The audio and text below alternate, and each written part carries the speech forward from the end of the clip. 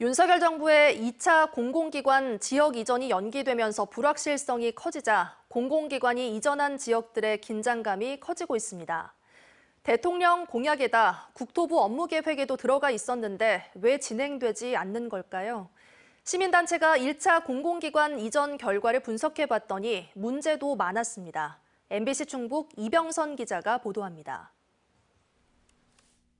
지난 9일 취임 2년 기자회견에서 윤석열 대통령은 2차 공공기관 이전을 조속히 추진하겠다고 말했습니다.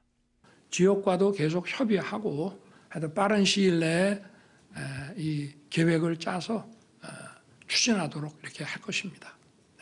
하지만 1차 공공기관 이전이 기대만큼 지역경제 활성화에 큰 도움은 되지 않았다며 지역 맞춤형으로 추진하겠다는 전제를 달았습니다. 공공기관 이전 현황을 분석해본 지역 시민사회단체는 정부가 실행에 옮길 의지가 없다는 의구심을 갖고 있습니다. 당초 국토교통부 업무계획에는 지난해 상반기 기본계획 수립, 연내 착수로 돼 있었지만 정작 올해 계획에는 빠졌다는 겁니다. 원희룡 국토부 장관이 지역 간 과열 경쟁을 이유로 4월 총선 이후 추진하겠다고 밝혔었지만 여전히 구체적인 움직임은 보이지 않습니다. 국토부는 올 11월 말 끝나는 국토연구원의 연구 용역 결과가 나오면 추진하겠다는 입장인 것으로 전해졌습니다. 반발이나 저항이 심각한 정책은 정권 초기에 하지 않으면 어렵습니다.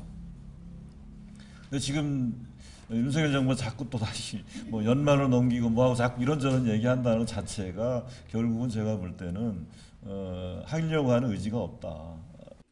기존에 1차 이전한 공공기관들도 편법으로 수도권에 인력을 남겨놓아 본래 목적을 역행하고 있다는 주장도 내놓았습니다. 충북 혁신도시로 이전한 한국고용정보원은 국회의 시정 요구를 받은 이후 오히려 미승인 잔류 인력을 52명에서 59명으로 늘렸고 법무연수원과 정보통신산업진흥원, 한국소비자원은 수도권의 인력을 얼마나 남겼는지 공개하지 않고 있다고 밝혔습니다. 국가균형발전이라는 공공기관 지방이전 정책 취지에 맞게 승인, 수도권 잔류 인력에 대한 기준을 강화해 수도권 인력을 최소화하고 미승인 수도권 잔류 인력은 명백한 위법 사항으로 즉각 복귀해야 한다. 이 같은 문제를 해결하기 위해서는 정부와 국회가 강제할 수 있는 실효성 있는 관리 방안이 필요하다고 강조했습니다.